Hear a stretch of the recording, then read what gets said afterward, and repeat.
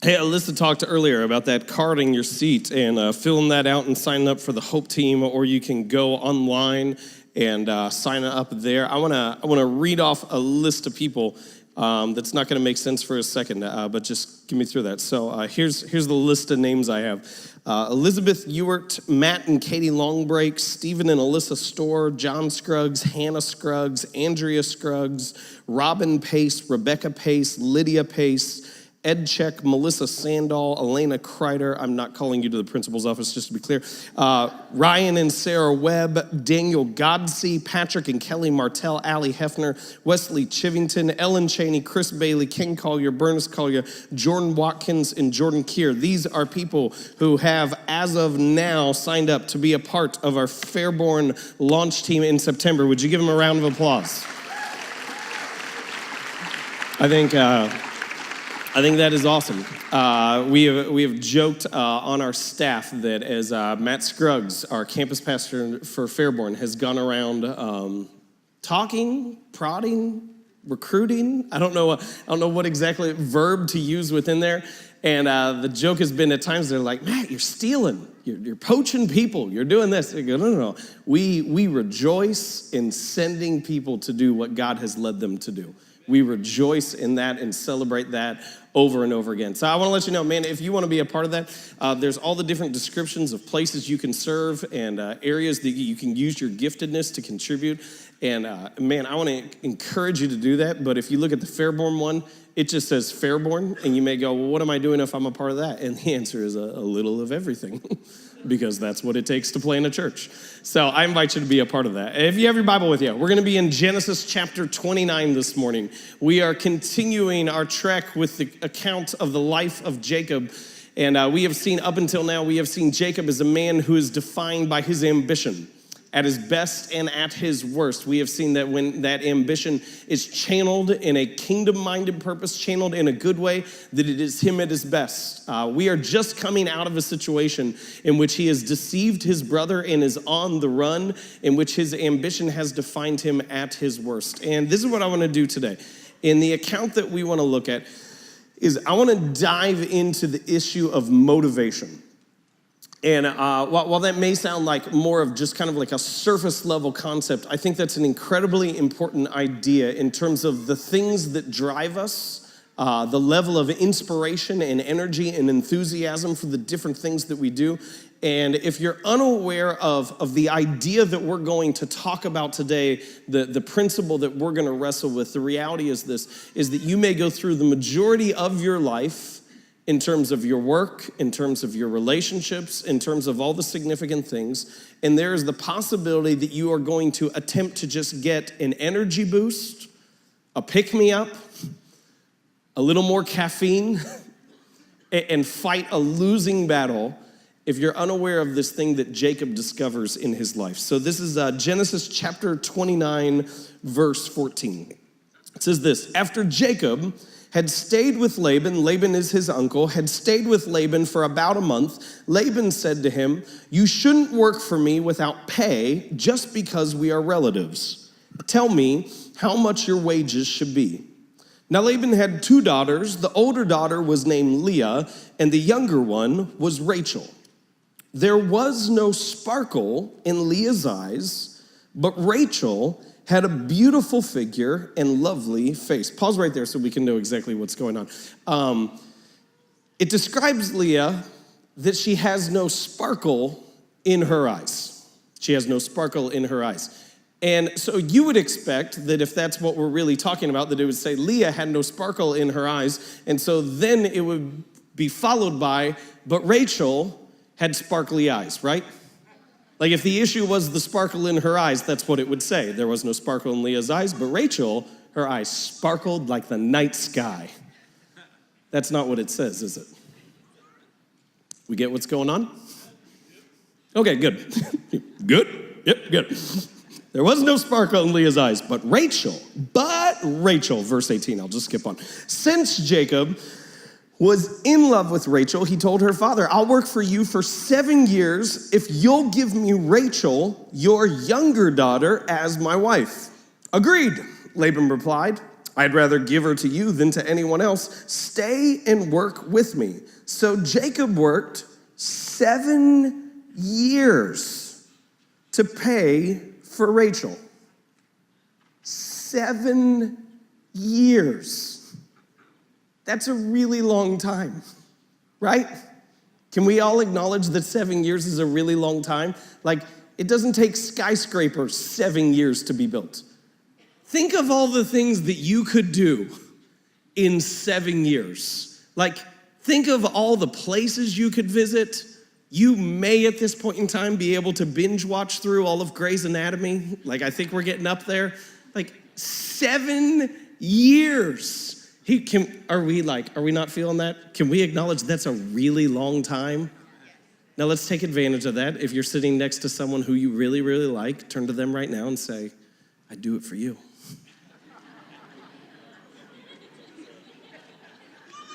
If you didn't do that, then I just kind of had the define the relationship conversation for you right there. If you just sat there stone faced, like, oh, so just friends. I see, that's where we stand.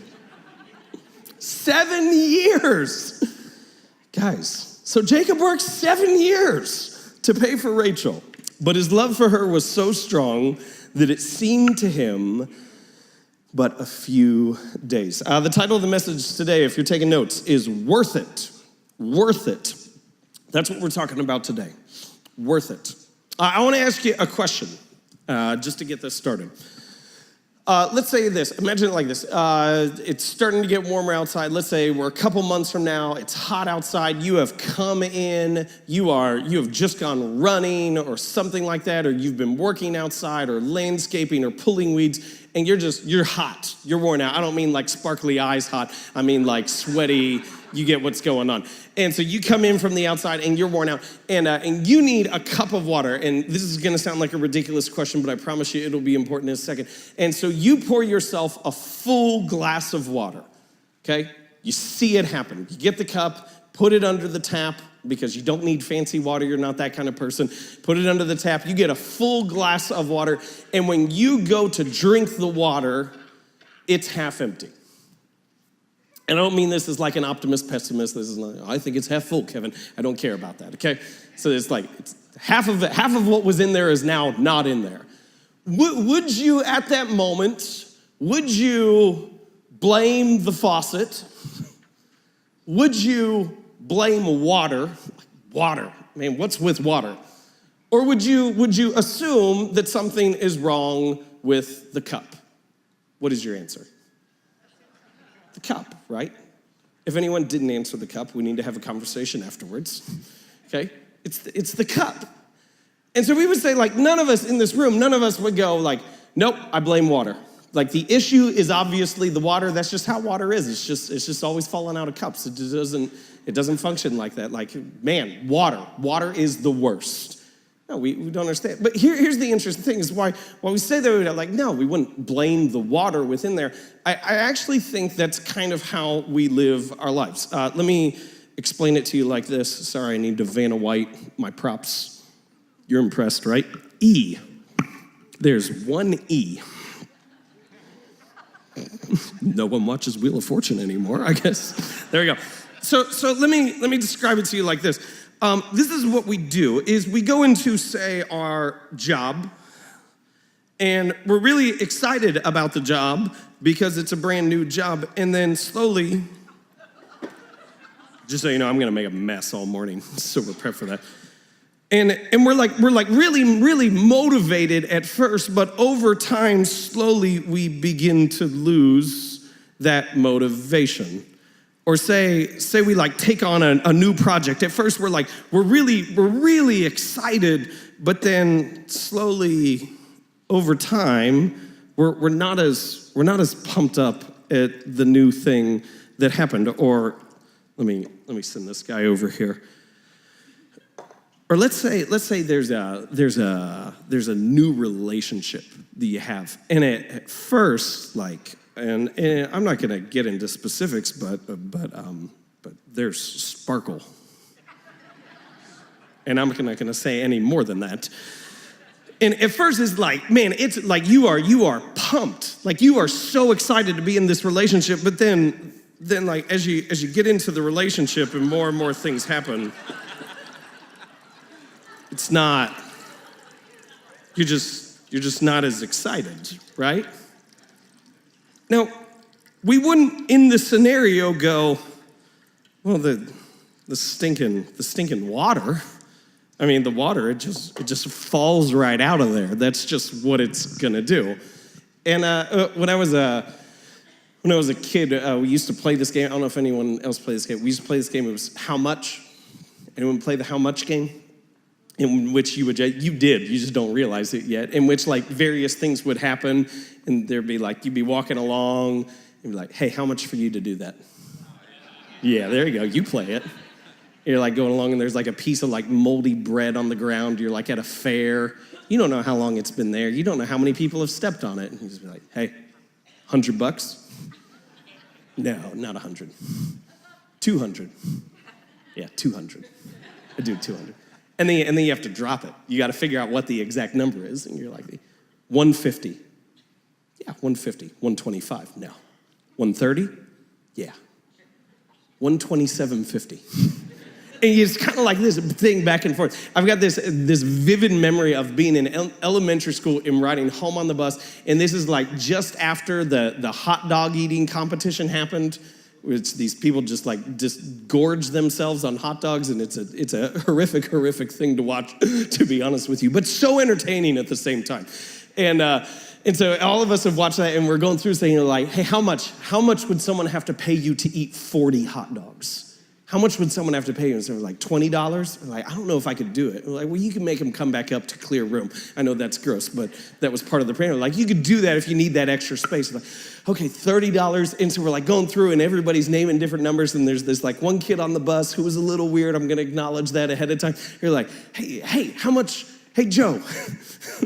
That's his real name. I should have used a fake name. Hey, Joe. How much for 40 hot dogs? How much would someone have to pay? Like, man, I would pay $20 to eat 40 hot dogs. Like, oh, Joe, come on, man.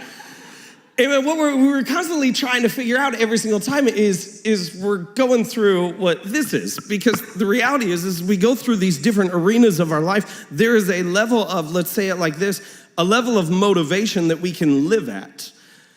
And while the motivation will seep out, while the motivation will leak out from different things, it'll get certain points that it's like, hey, in certain areas, you can live on a certain level of motivation. So in your job, you may be able to, I'm waiting for that last little bit to go. There you go. Let me speed it up for a second.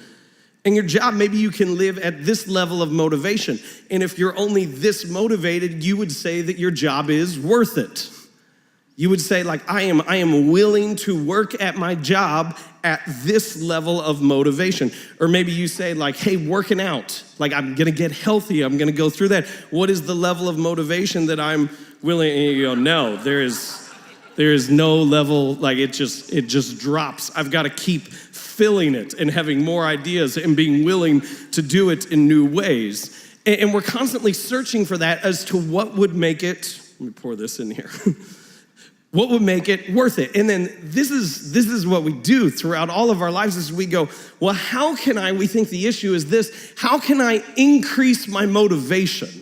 Because that's what I need to do. I need to have more water in the cup in order to be willing to do the thing that I'm currently doing. And so maybe I'll read a self-help book.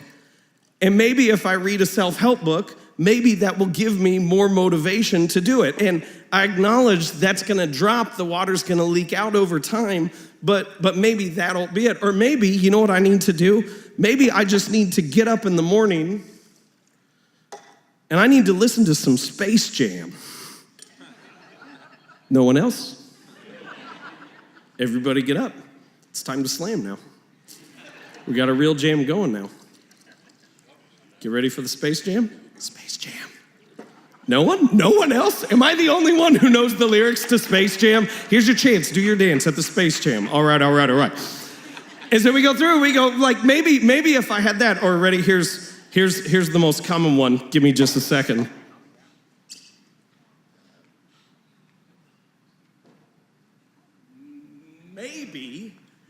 if I just had some caffeine. Then I can do all the things that I've set out to do. And no, that's not enough. And so then this is the brilliant one that so many of us go to. Is we go, oh, if my motivation is too low, then I'm gonna have this fix for all of my life. I'm gonna go to a conference. And for a little bit of your time, oh baby, it is overflowing at the top, but there is still a problem that it is leaking out slowly over time. And this is the reality of how we live. We live with this continuously depleting amount of motivation, this continuously depleting amount of energy. Give me 1 second. I need more water.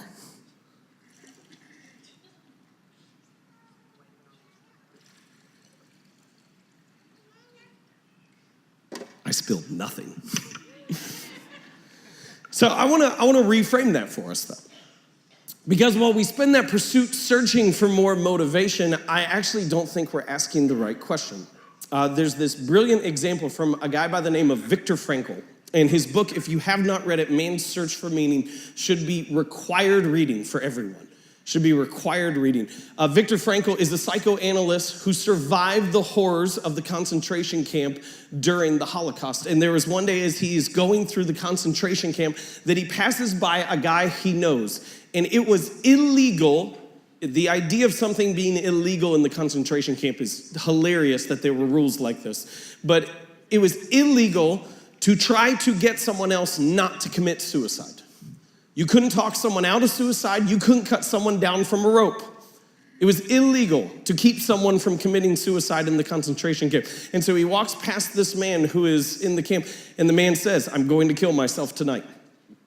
And you would expect at that moment that Viktor Frankl would give him the pump you up speech, giving him the, no, this is what you need. No, your life matters. No, this is what's so important. You can do this. We'll get out. It won't be that bad. You would expect him in that moment to fill his cup, but that's not what Frankl does. This is what Frankl said to the man. He said, no, don't do that. Don't let your death be meaningless. If you're going to die, at least make your death matter. Let your death be a statement to the world as to how evil and terrible they are and how we retained our dignity even in the face of the most monstrous evil the world has ever seen. Make your death mean something if you're going to die. So he had this conversation, and he said, after he said this to the man put his shoulders back, puffed his chest out a little bit, and walked away from him with a newfound sense of determination. This is what Frankl did. He didn't try to change his motivation. He changed his motive. He didn't try to up his level of inspiration. He changed the reason behind why he should keep on living. And that's what I want you to see today in this series. We're piecing together the here that matters statements. And what I want you to see today from Jacob's life and for your life in terms of a life that matters is that the here that matters is about your motive, not your motivation. The here that matters is about the reason behind it. It's about the purpose that you have. It's about the significance of why you got engaged to begin with. It's not about your level of inspiration or your level of enthusiasm or your level of energy or how motivated you may be. It is about your motive, not your motivation. And this is where that is so important within our lives, is because I watch a lot of people struggle with their commitments, not because of motivation. And they think it's motivation. The reason why they struggle is because of motive. So let me describe it like this. If you go into your job with the desire to say, this job is going to be so meaningful, and I am going to accomplish, and I am going to get promoted, and my bosses and my peers are gonna high five me in and out of the doors every day because I am doing such significant work, I've gotta tell you, that motive has holes in it. Like that motive leaks over time. And so if that is your motive, you're gonna constantly fight this battle of trying to re-energize and re-engage yourself. But if you would, in the exact same job, come into that job and say, I wanna do something that is meaningful. I wanna do something that matters. What you're gonna find is that's not nearly as hard to motivate. Now, there's still some holes in it, there's still some problems, but that is not nearly as hard to stay with. If you, let's say, when you get married because why do you want to get married? And Sweet Home Alabama wants me to say to kiss you anytime I want, but I won't say that because that would embarrass me in front of a whole room full of people. And so they say, why would you want to get married? I apologize. I don't know why I do these things that I do. You say, why would you want to get married? You say, because every day I want to wake up and have someone who tells me how much they care about me and how wonderful I am and how special I am. Married people, is that what is gonna happen within your marriage?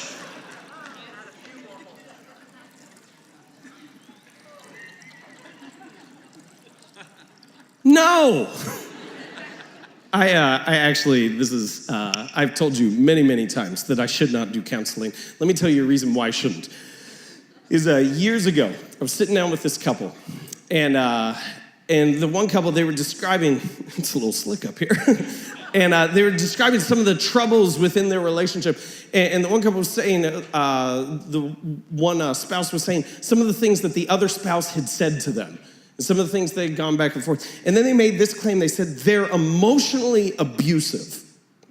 And I want to be really clear on this. Like, there are those instances. There absolutely are those scenarios. And I'm not attempting to make light of that in any way because I think that is a really serious thing and that happens in some relationships and that's a terrible thing. What she was describing was not that. Like, what she was describing in that moment was not anywhere near that. And so I leaned in one of my finer moments as a pastor that I have ever had, I said, to be married is to be emotionally abused. And all the married people said, yeah, that's kind of right. You nailed that on the head. And so I say this to say, like, if you go into marriage and that's your purpose, the reality is that cup has holes in it. That motive isn't gonna last. But if you get married and you go, you know what? I am here because I believe that we're gonna make each other better. And in any circumstance, in any scenario, we're gonna make each other better. The reality is you're not gonna struggle with motivation as much. Not nearly as much as if this is your motive. The same level of motivation will last you a lot longer. If you have kids in sports, for the purpose, if you have kids for the purpose of saying, I want to live out my dreams of being in the NBA, you're going to realize your children have the same genes that you do.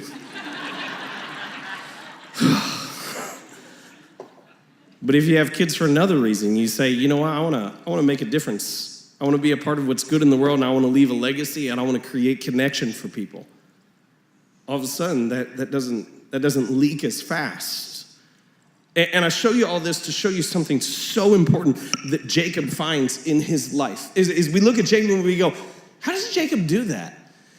Like, again, I don't want to belabor it. I don't want to take this too far. 7 years. Like, 7 years is forever. Like, he worked 7 years. But this is what we find out about him in verse 20. It says, so Jacob worked for 7 years to pay for Rachel. But his love for her was so strong that it seemed to him but a few days. Say, okay, so, like, we get it. She had sparkly eyes. You know, but why was he there? It wasn't lust. It wasn't sparkly eyes. It says his love for her was so strong that it seemed a few days. Here's the beauty of what Jacob realizes, is that there is one motive that doesn't need motivating. That when your motive is love, when love is at the core, when love is your purpose, when love is the thing that is driving you, that doesn't need constantly filled. Like, that doesn't need more caffeine. That doesn't need a powerful speech or an inspirational quote in the morning or any of those things, because this cup does not have holes in it. And so often in our lives, the thing that we do is we go out seeking the next source of motivation, and we seek that next thing. And I want to tell you today, quit seeking new motivation, change your motive. Like, quit seeking more inspiration, change your purpose behind it. And the reality is this, is you have met these people in your life. You have met these people who there is an energy to them, but they are not necessarily defined by their enthusiasm. Like, there is a pace to the work that they do that is meaningful, but you wouldn't say necessarily that they're charismatic. They're more resolute than anything else. They're steadfast and constant, but alive. And you go, what is it about these people? And the answer is this, is the thing that drives them isn't selfish. The thing that drives them isn't accomplishment. The thing that drives them isn't anything on the outside. The thing that drives them is something deeper. It's the one motive that doesn't need motivation to keep going. And there's this piece in the process in terms of how you get there that for most of us we avoid, and that is the delay. And we all hate the delay. Like, every single one of us hates the delay. But the delay is necessary to figure out the right motivation. I want to show you this. This is what happens next in the passage. If you thought 7 years was bad enough, this is what happens in verse 21. It says, finally, the time came for him to marry her.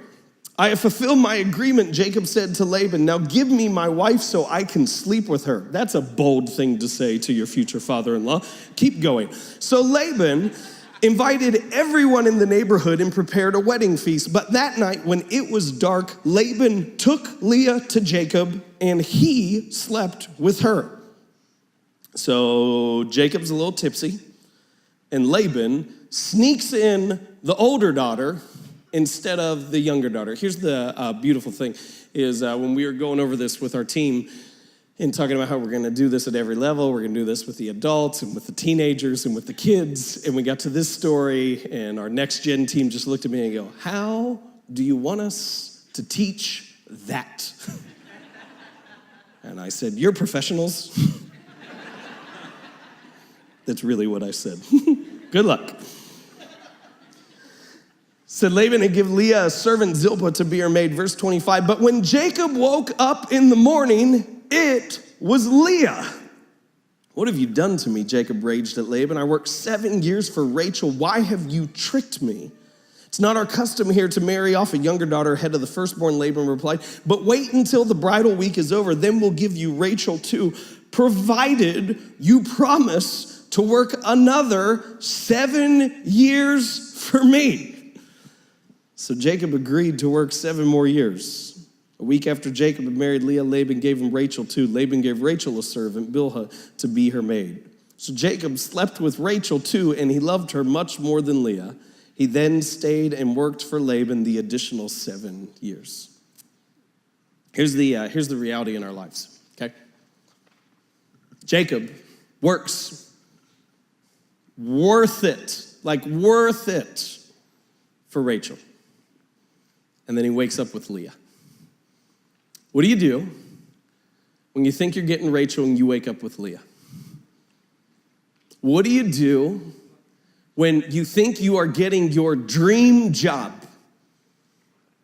What do you do when you think you are getting the career that you have longed for and you wake up and it's just a job? Well, what do you do when you get married and you think like you wouldn't say this to anyone out loud because you know they'd laugh at you, but you think you are getting match made in heaven, and you wake up usually about 6 months later and it's not. You see, there is this between like the thing that we think that we're going to get and the thing that we get, there is this delay, and we hate the delay. We hate the delay in every area of our lives. This is what I tell parents of middle schoolers all the time. Parents of middle schoolers, they fret and they're like, oh, my kid's this and my kid's that. And I just say, they're in middle school. They are not who they're going to be. Like, they are not. In middle school, you are not who you're going to become later in life. Not saying that doesn't matter, not saying those years don't form and shape your path, but you are not who you're going to become. There is delay. There is always a delay. And what we do within the delay is we call people to persevere.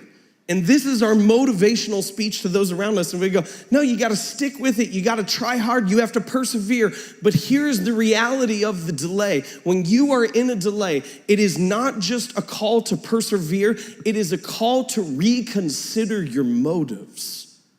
When you are in a spot, when you are in between what you were promised and what you have received, it is not just a call on your life to keep going, but to have the wisdom to reconsider why you got into it to begin with, and to harness that opportunity to go, no, I'm not just gonna keep moving through this, but I'm gonna refine my motives. That is what the delay does. The delay decontaminates our motives from things that will run us dry. The delay decontaminates your ambitions and your desires and your motivations from things that won't last over time. And so we look at all this and we go, well, of course that's how Jacob became who he was. There was a delay. This is one of my favorite questions to get when I'm out meeting someone in the community or when I'm meeting someone, it's their first time here. I often get this question. Someone will be like, hey, this is Kevin, he's our pastor. And the person will be like, oh. And they'll look at me and be like, the pastor? I was like, yeah, the pastor. And I know what they're thinking. They're thinking, age? You're the pastor? I saw a friend from college a couple weeks ago. We were at the gym together. He's like, what are you doing now? I was like, oh, I'm a pastor at the church in North Fairfield. I was like, you're the youth pastor? I was like, no, I'm the pastor. He goes, head pastor. Head pastor. That's right. And I know the piece within there is they go, age, stuff like that. Are you able to do that? And this is what people don't see about my life is they don't see the delay. They don't see the delay. And here's the reality for me is that I was serving in the church for 20 years. For 20 years before I ever got up on stage with a microphone. Like, I was serving in the church long before there was ever a light on me or anyone listened to a single thing that I had to say. And there's this piece of that when you go through that over time, it changes the reason why you're doing it.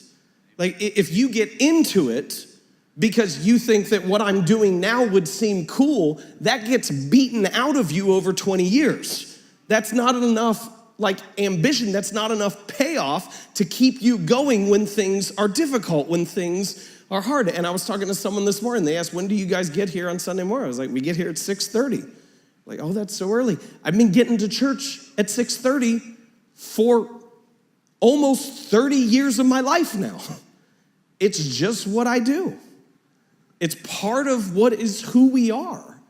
And this morning, this is what I love this, and I know I've talked about this several times. Sunday mornings, my 6-year-old, Emily, comes with me because she wants to help in the coffee bar. And so she gets up every Sunday morning at 6:30 to go help in the coffee bar.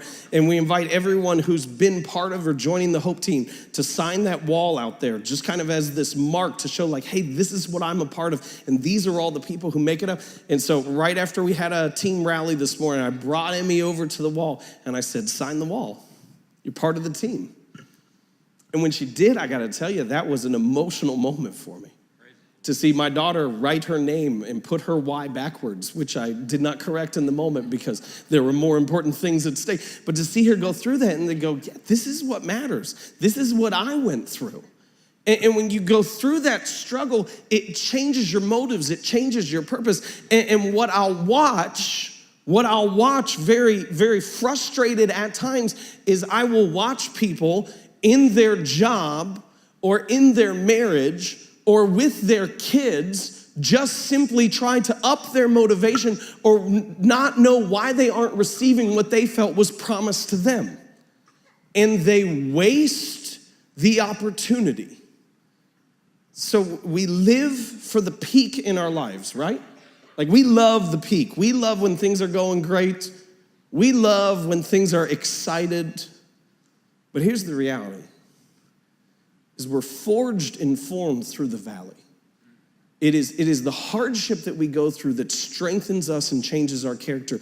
And the valley, the struggle, is an opportunity not just to be strengthened, but to change the direction that your life is headed. Amen. And I watch people go through the struggle and they never change direction. And they keep going through with the same motives. And I tell you, that glass has holes. That cup will become empty.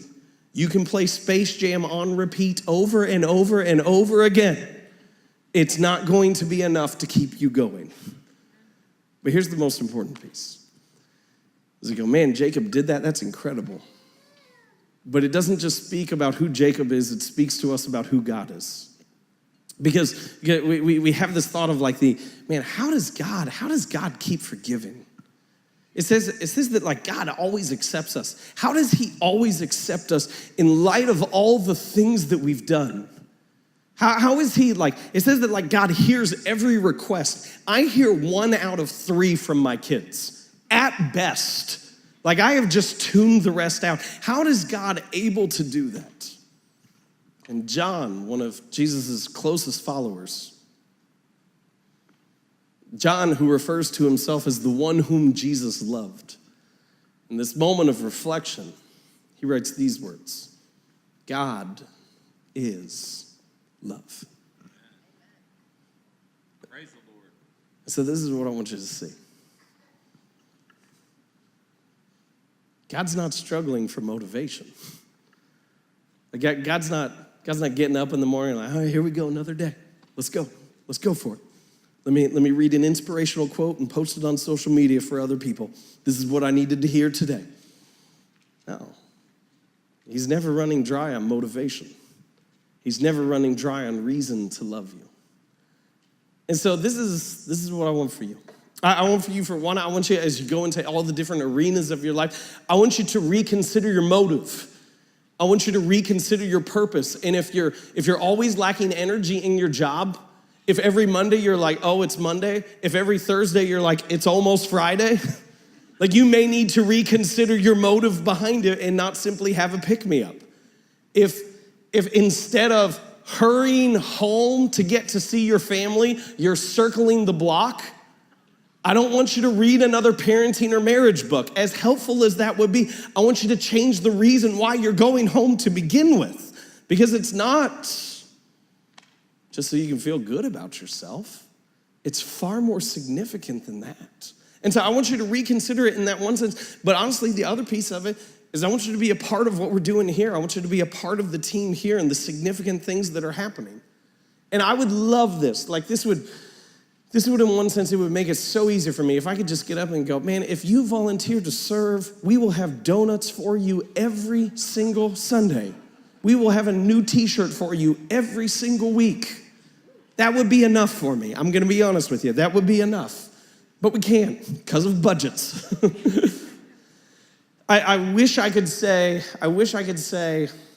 man, it's gonna be easy and it's non-committal and you can call off at the last second and we're gonna be like, thank you so much for calling. Praise God.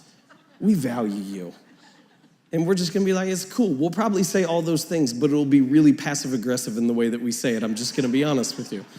Like I wish I could say all those things, but this is what I can promise. Is that one, you'll make an impact. The one, that you will make a difference in someone's life. And two, that you'll grow. That you will grow from it. And if you get involved simply to go, man, I want someone to say, when I look back on my life, it's you. You were the biggest influence. That may happen. But it may take some time. And your motives may have to change over time. And your motives will become, through the delay, through the process, more and more something that is lasting. And Jesus tells us this incredible story. He tells this parable of the shepherd who had 99 sheep and one wanders off.